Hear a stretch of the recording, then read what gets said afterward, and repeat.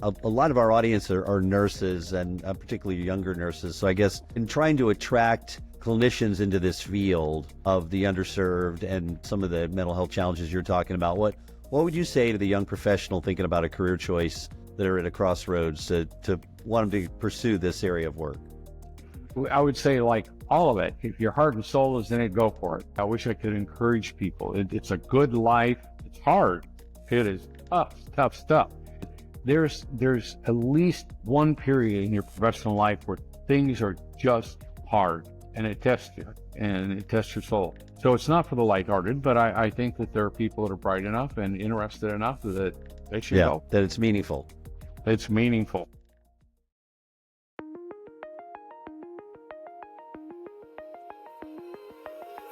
Welcome to Beyond the Blueprint, a podcast designed to empower healthcare professionals, enabling them to improve care delivery through integrated design and technology innovation. My name is Greg Malkery, and joining me is my co-host Keith Washington. Whether you're redesigning a hospital, launching a new digital initiative, or just curious about the future of healthcare, then you're in the right place. Let's explore together what's possible when we go beyond the blueprint. Our guest speaker today is Dr. Michael Rice, Professor Emeritus at the College of Nursing at the Anschutz Medical Center at the University of Colorado. He's had an impressive career serving as an endowed chair of psychiatric mental health, a co-director of the Psychiatric Nurse Practitioners Program, and he's internationally recognized for his research and teaching in scientific psychiatric education and mental health innovation. Dr. Rice, welcome to our health series. Would you like to start by telling us a little bit about your background and how you got involved in this field? Well, thank you for inviting me. It's a pleasure. The background really starts long ago. I grew up in the Sandhills of Nebraska, and it was literally 40, 50 miles to any kind of hospital and 3-hour drive to any major hospital. And somehow that had always just kind of stuck with me. And in the late 80s, I began to kind of look at how to apply psychiatric mental health treatment options to rural areas. And then in the early 90s, began to explore different forms of video conferencing and those kind of things. Then in the mid-90s, started getting funded by the federal government for grants and that kind of stuff, and the rest is kind of historical. It's certainly come an enormous amount of ways in terms of both the technology, but also in terms of the operations and the regulatory compliance and the things that are required. Now, that's clearly been affected by things like the ACA and organizational catch-up, as well as things like electronic records and this stuff. And I mean, I've really been pleased and honored to been associated with a number of people, including Jay Shore and many of the people that did some of the early work with DARPA and on video conferencing and established the VA system. That's kind of it in a nutshell. Thank you, Michael. Keith, do you have any opening remarks for today? Yeah, Greg, thanks. Just to talk about Beyond the Blueprint, we like to bring together thought leaders to explore how innovation in design can help manage complexity and enhance patient care. We also like to discuss the design approach overall as a way to help align organizations with their core mission and promote flexibility, transparency, and collaboration across an organization. And we try to address both the opportunities and challenges through a conversation about how to integrate and co-create systems that would empower both staff and patients alike. So we really try to use this platform to provide some insights to help navigate change, align care teams, and using systematic design. And talking about today's topic, I think this is a new one for us. I think it's an important one, so I'm really looking forward to the conversation. Now, before we dive into today's discussion, I want to recognize our valued sponsors who've made Beyond the Blueprint possible, Storage Systems and Simplify Medical. With their support, we're able to bring you insightful conversations around healthcare design and innovation. If you enjoyed today's show, I encourage you to subscribe so you never miss a future episode. All right, so why don't we dig in? Michael, you're an expert in psychiatric nursing and education. How does systematic design improve mental health treatment within some of these emerging value-based care models? Well, I think just the history of video conferencing kind of really reflects that. The issue I always was struck with was that if you have a new innovation, you really need to begin teaching people how to use it during the program. The idea of innovation externally impacting stuff, as we know from NIMH research, really takes about 17 years. And so this was an attempt to kind of shortcut that, is to begin using it from training ground zero. So that's really kind of where my focus was, is that if we train people how to do it, the bottom line is if you take someone from a rural or underserved community and you teach them how to function and all of the tools and tricks, et cetera, that they have in an urban setting. And what happens is you track those people over time, fully 70% or more stay in those urban settings. They never return to those rural communities and never return to the underserved settings. And so the idea really was that we flip the model on its head and you get a 70% retention in those rural areas, which is better. I mean, obviously you train someone up and there's going to be a percentage of people that flee to the big city for a different life, but 70% of those people really enjoy that quality of life and figure out how to make that work when you train them there. The other problem that you have is that you remove those very bright individuals. So let's take the BSN from those rural settings. They're oftentimes the people that anchor, because they're one of the few people in that setting. They anchor the certification for, say, Medicare. So you can't have a rural crisis hospital without a BSN, at least director of nursing. That's the criteria. And so when you pull that person out of that community, you really harm that community. And I think it makes it difficult then for people to come back. I grew up watching the ag people stand at the end of the field, and Dad would get off and very nicely chat with them, and then they drive away and he'd go back to doing what he was doing, because there's a loss of link and a loss of relationship there. It's not that the advice was bad or that farmers and ranchers weren't interested. It's just that there wasn't a relationship link. Now, it's an entirely different story, particularly in mental health, when you say, I'm not going to see somebody in the big city for a 1-hour session that's a 3-hour drive each direction. But if they can go in and see Joe Smith's daughter or Joe Smith's son, that's a whole different ballgame. And we've seen that play out in a lot of different settings throughout Washington, Arizona, Nebraska, and Colorado. Michael, can you share an example where the impact of systematic design helps support patient care within a specific or various underserved areas that you may have been involved with? Absolutely. There's 2 or 3. One would be either Golden or Wenatchee, Washington. When we started with flipping the design on those things, neither of those areas, again, they were both like 3 hours away from any kind of mental health care, but the individuals that we trained in those locations stayed. The other example is probably a longer standing kind of issue that we trained in Nebraska. The northern half of Nebraska literally had no mental health care or mental health care prescribers. And so we trained someone in some place called Woods Lake, which is kind of between Scottsdale and O'Neill. That individual in O'Neill joined the Avanti healthcare system, and like within 3 months was so booked that they didn't have time, as well as the Woods Lake person began to build their practice and like have half the time. In Arizona, we did a little different, is that we looked at something in combination with Bernadette Melnick, who's a chancellor now at The Ohio State. She and I designed a system where we used some kind of video conferencing training to train and supervise primary mental health care providers to use mental health therapy and techniques in their assessment, given that 80% of all mental health care starts there. How is nursing practice evolving to better support mental health and substance abuse treatment? There's 2 levels of prescribers in the world. One is nurses and advanced practice nurses, and the other is physicians. And I think that one of the things that happens is we see integration of new stuff all the time. In the early days, they gave the nurses palm helds with databases on it. And the interesting thing in Wenatchee is that the first thing that the primary care people would say to them when they came in is, did you bring your database? Because they want to look for the drug-drug interactions kind of stuff. Now we have that all, of course, on our smartphones, and so it's really quite simple.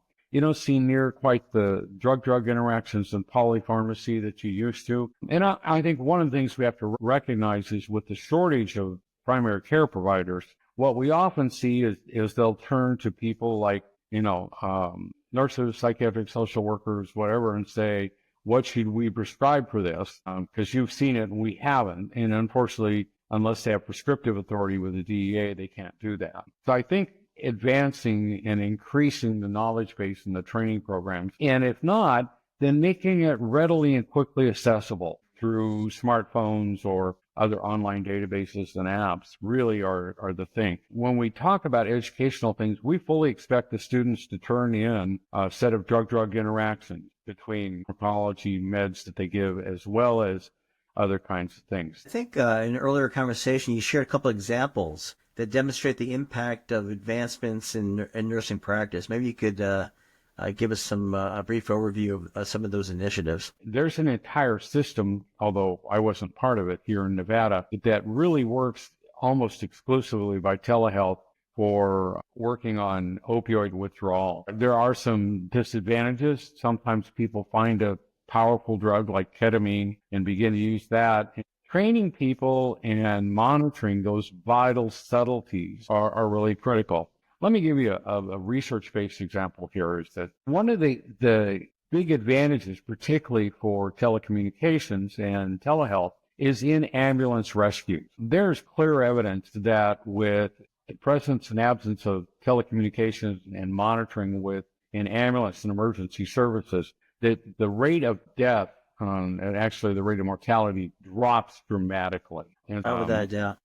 We've had a dramatic drop in opioid deaths over the last 4 to 5 years, but it doesn't mean that the incidence of opioid crises, physiologic crises, have diminished at all. It just means that we're better using the combination of telehealth and telecommunications to make those reductions. Hey, let's pivot. Let's talk a little bit about technology. How is technology being used to address the health and social needs of patients, especially within underserved areas? I think it's underutilized. If we look back in history, the first CCTV ever was funded by NIH at the Nebraska Psychiatric Institute, between Nebraska Psychiatric Institute and Norfolk, Nebraska.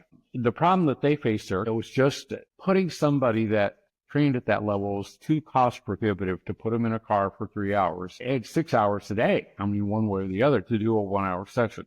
And the best example, I had a veteran who had PTSD. They moved to a very rural, very isolated area, but they happened to have a healthcare background. So we talked to them about training. And at that time, we had bridged into the ag systems to do education. But as a recipient, this individual could not conceptualize that there could be a two-way interaction and a communication back and forth over the TV. It just became psychologically impossible for that person to frame it in their head. And so unfortunately, they did drop out of the program.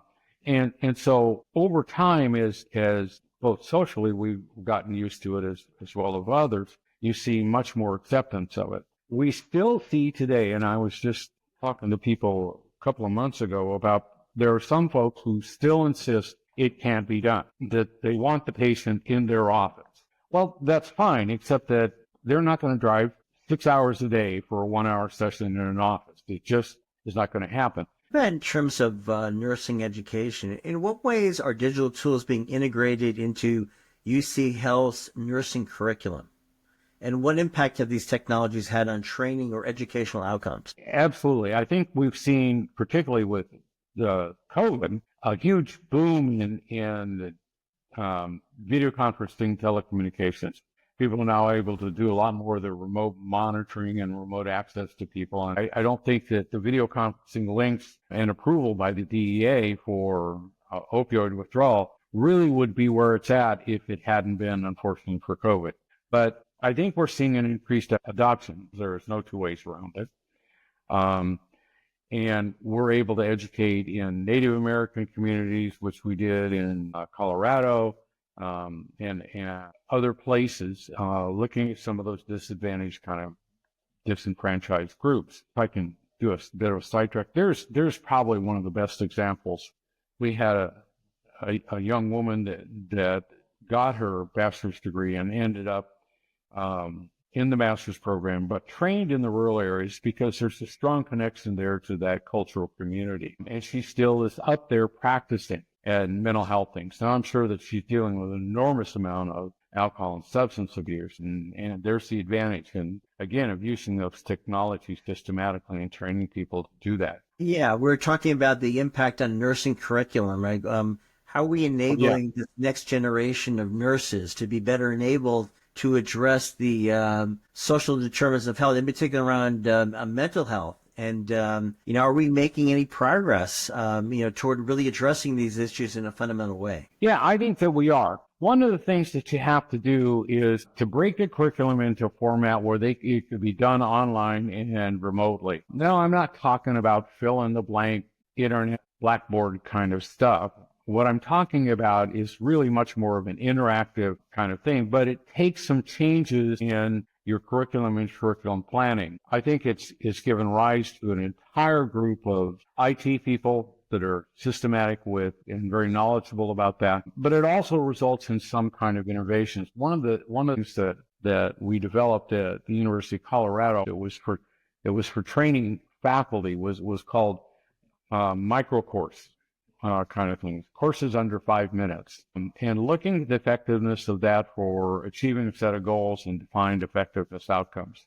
And so that was a very powerful and very effective thing. And actually, I started listening to one of our IT people about how they were doing micro courses for IT training, and I thought, this is not a bad idea. And so together with him, we developed these micro courses for training faculty. Are these the curriculum leveraging LMS or learning management systems, which I've seen are actually quite effective? Yeah, I think they are effective. I think we could, and one of the reasons I think we can say that is simply because they've now proliferated. I mean, we've got Blackboard, Campus, and a dozen different things. And so you see some of the early groups like SUNY that were big in technology support, really spreading across the globe in terms of offering their curriculum and those kind of things. And I would hold it in contrast, SUNY, which invested heavily in that and doing it systematically, versus, say, something like the University of Phoenix, who has slower adopters for that, but hasn't had quite the success SUNY has its international thing. Maybe you could talk about some of the major barriers that exist in delivering culturally sensitive mental health services. In the past or currently? Maybe current. Okay. Or you could contrast the two. Where have we been and how are things improving now? Well, I think we're really in a whole new area, and there's one more thing I think that needs to be included in the systematic implementation in the future, and I'll mention that in a second. But, when we started, we used Cisco routers to bridge, and those Cisco routers we bridged to the ag centers, which we found out the Department of Ag had run hard lines to, and they ran video conferencing or connections, and so we put conferencing equipment in those places, et cetera, et cetera. But even that wasn't quite good enough, because those ag stations oftentimes were located, agricultural extension services were often located in the county seat. And while people were willing to drive 20, 30 miles to do that, it still wasn't what the vision was, if you will. The next advance that I saw was, I think, the fact that we could do this over wireless networks. And that really opened up a whole cadre of stuff, because then it became any place there's a Wi-Fi. And one of the things that I think, particularly for cultures you see, is where people get their information and what tools they're used to using. So an example, when we started working with some of the Hispanic communities in Colorado, the surveys were very clear that there was an age split there. So the parents looked at TV, but the kids were all using phones. And so that really focused and drove a shift into how to deliver and use some of these technologies. And the only thing we worried about was the signal encrypted. Now that's standard. Medicare requires encryption, HIPAA requires encryption, DEA requires encryption, and I just finished a chapter in a new book by Kathy Wheeler on telecommunications standards for mental health care. And essentially, in the prior versions of the chapter, I had like 4 or 5 different tables, and this one I only had one, simply because there's been a convergence of the federal government regulatory standards, which of course set the baseline for all third-party reimbursement groups. I think that in the future, there'll be 2 further steps, because there's always been, because some states have laws like Washington where the psychiatric mental health records cannot be included in general medical records. They are explicitly included unless permission is given. So the problem has been EHR integration because most of the mental health things are based on some kind of narrative interaction over time. It's not a series of physiological symptoms that are checkbox. I think in the future, what we're going to see is some major innovations.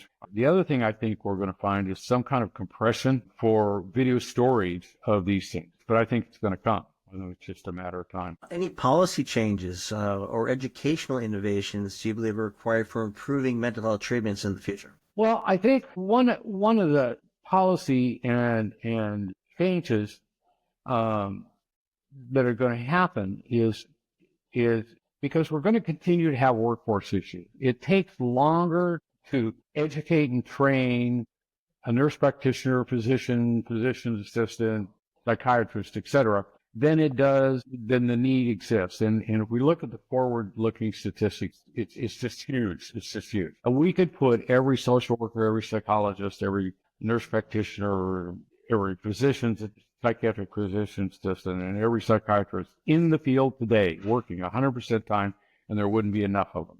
And part of that is the result of 4 or 5 decades of underfunding, not just on the educational end, but the service end as well. And not to cast stones at any of that, it is what it is, but we're now looking at the stage that we have a huge need for a workforce that's totally beyond what we have capability to produce.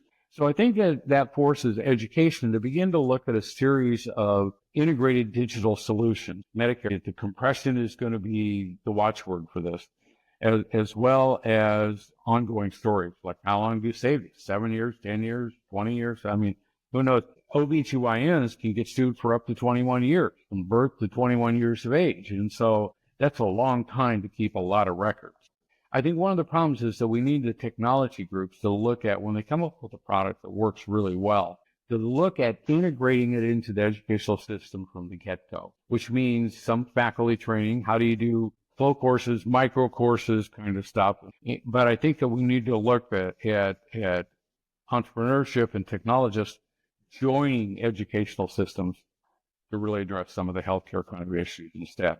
It needs to be systematic and throughout. Just as if we look, we had mentioned this earlier, there are really 4 major levels of categories of things that you need to look at when you use any form of technology telehealth. That's the operational thing, which is the practitioner themselves, so they know how to work it and get it in there. There's the technical thing, which is what are kind of the technical fallbacks and the backup that needs to happen. Then there's the administrative thing in terms of making sure the systems people are used are consistent, cost-effective, et cetera. And finally, there's that those systems meet the regulatory compliance. And we see the regulatory compliance, again, converging and compressing as we did during COVID, is that suddenly it's like, boom, they're all there.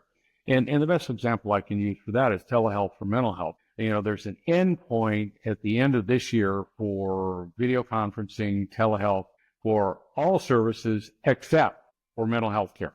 Mental health and drug substance abuse, it has an unending end. It's just no ended statute. And I think that's because people realize how incredibly effective it was in addressing some of these shortage issues. Well, thank you, Michael. Keith, you have some things you'd like to bring up with Michael? Yeah, a couple of follow-ups. So thinking about the importance of relationship to a clinician, to the patient, and you'd mentioned how training them in market, in the rural markets, and getting them to stay versus they go off to some urban location to be trained. Is there any disparity in, say, the tools and technology or the quality of the education in those 2 markets? Or I think there was initially, because like I said, we required people in Golden and Wenatchee and some of these remote sites to go into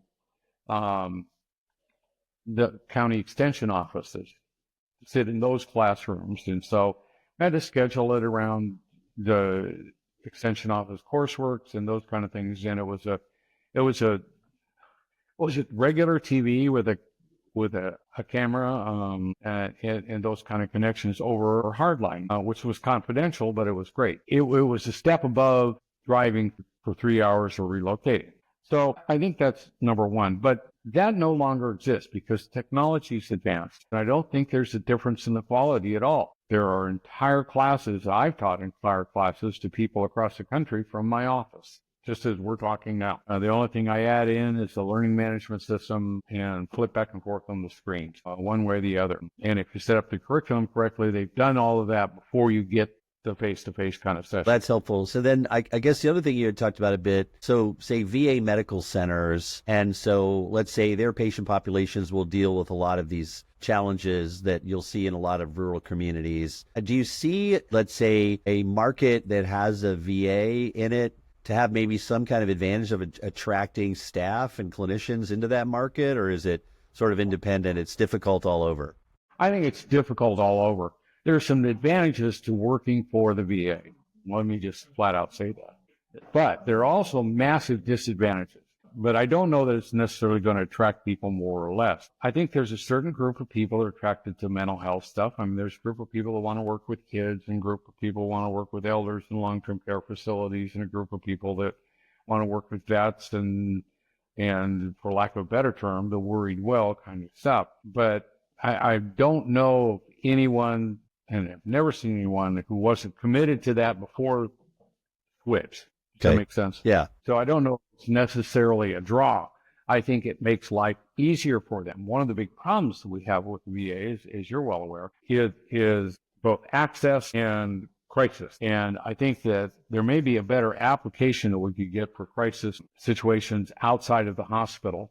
I would like to see that develop much more fully. I did a series of studies for the Patient-Centered Outcomes Research Institute, PCORI, out of the federal government, which is congressionally funded kind of thing, particularly on veterans and recovery from PTSD recovery and stress in the community.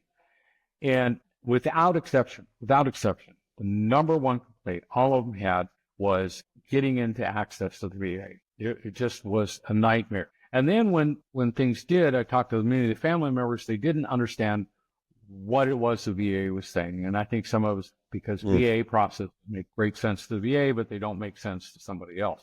I had a woman cross me and say, they told me my husband had 40% disability. I don't know what that is. How is he 40% disabled? Is he disabled or isn't he disabled? And I think that's a language translation kind of thing. I think we started offering access and results where people don't feel bad about what they're doing. I think calling somebody up 6 months after they said that they had a suicidal issue is frustrating. So it's a personnel issue and an access issue. So one more follow-up question. So we're looking, a lot of our audience are nurses, and particularly younger nurses. So I guess in trying to attract clinicians into this field of the underserved and some of the mental health challenges you're talking about, what would you say to the young professional thinking about a career choice that are at a crossroads to want them to pursue this area of work?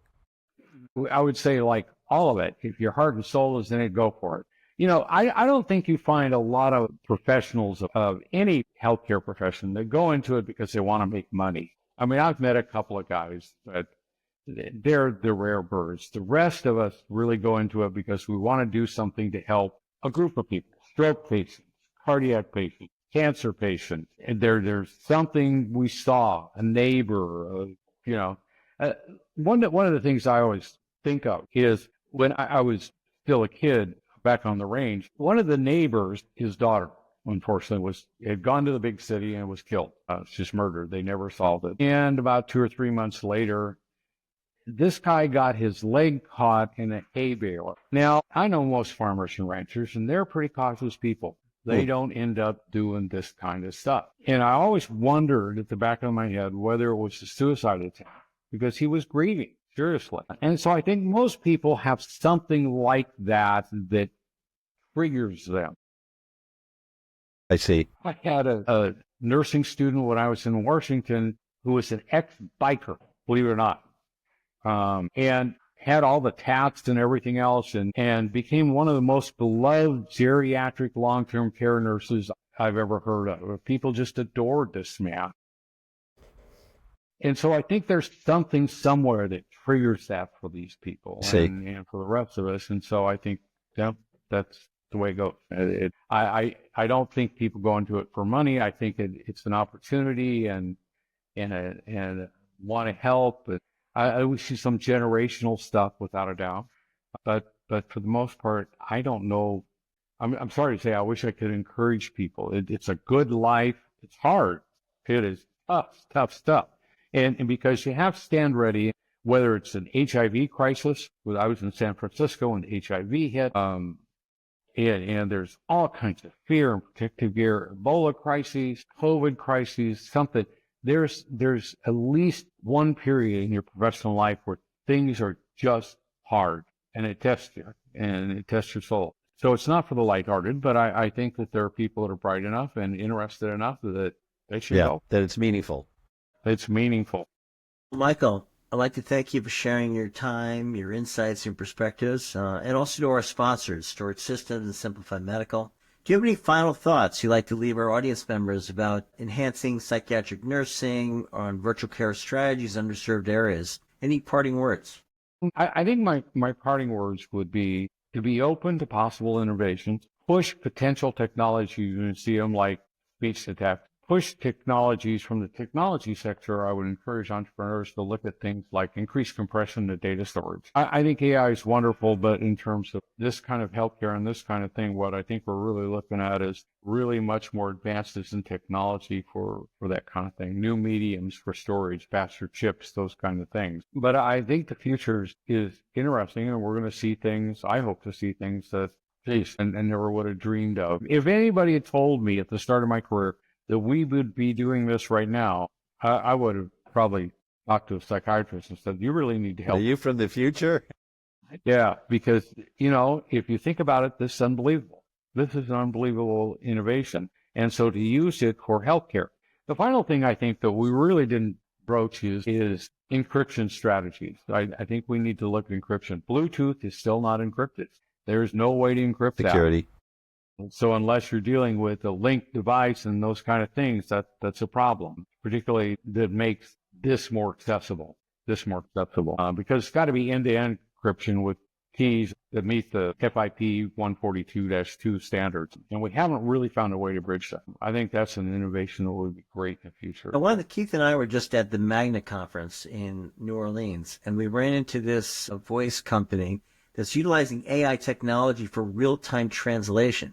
So even though you don't speak 80 different languages, you could actually have an intelligent conversation with the person on the other side of the table, other side of the screen. What do you think of that? It seemed very intriguing.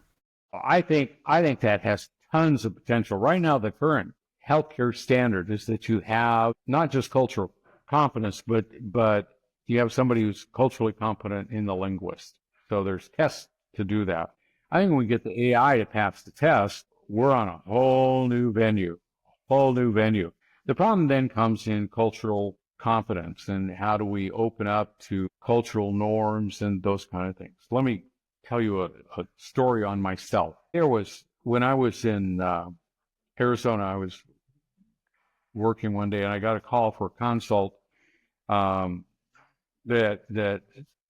somebody had watched, was Hispanic family. Somebody had watched the oldest matriarch die, and the staff on the floor said, "You come up and see him. The grief is so severe they're starting to loosen." I said, "Sure," and they were literally having visual hallucinations, kind of stuff. And so I was puzzling over it and ran into Arturo, who was one of our social workers, and just I kind of ran some of the stuff by him, and I said, God, I hate to give some like an antipsychotic to stop the hallucinations. And he said, no, don't do that. He said, the last person who sees an elder die is expected to hallucinate and see their face for 3 days in this particular region. And sure enough, 3 days later, it had all disappeared. So there's got to be some cultural competence involved in this as well. The other example I'll give you is I was discharging this gentleman from deep in Sonora, Mexico, come up to the hospital. And the term for discharge is tarde alta, after move to the next level, move high. So I talked to him and he said, no, he didn't understand. No sense. So I went and I checked with the gal from East LA, She didn't know.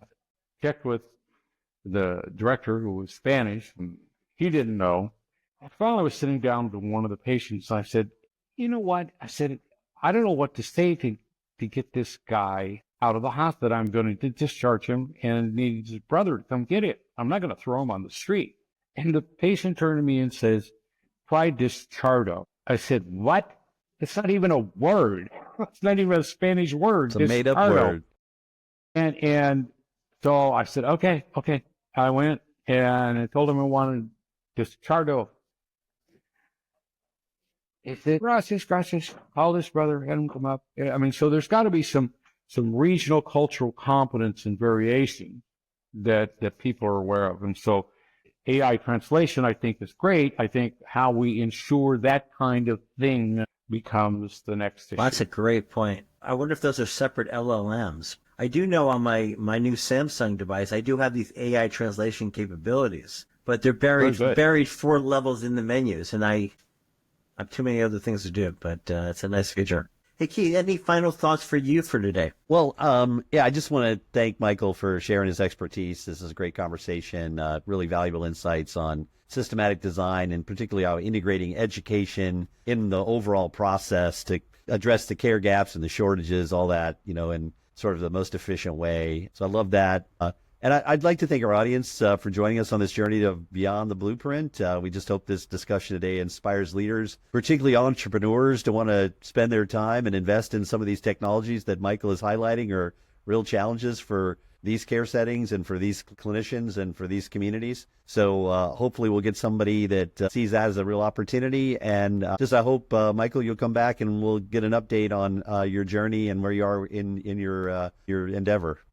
Anytime. I think I'm at this age winding down, so I'm looking for new, bright young people to begin this process. For our audience members who are not familiar with us, Spyglass Consulting is a product and go-to-market advisory firm focused on disruptive technologies and growth opportunities within the healthcare and life sciences industries. Spyglass proudly serves more than 250 leading entities who are technology companies, management consultancies, healthcare providers, and investment organizations. We've published more than 30 market research reports on a diverse set of informatics-related topics. To access our extensive library of paid research and to gain a deeper insight into how technology is reshaping healthcare, I encourage you to visit our website at www.spyglass-consulting.com. And with that, I think we have a wrap. All right. Well, thank you, Michael. Thank you, Keith. Thanks, everybody. Thank you for listening to Beyond the Blueprint. Together, we're exploring how thoughtful design can simplify complexity, enhance patient care, and create meaningful change. If you found value in today's episode, make sure to subscribe and leave a review in order to help us continue the conversation. Let's reimagine healthcare together on Beyond the Blueprint.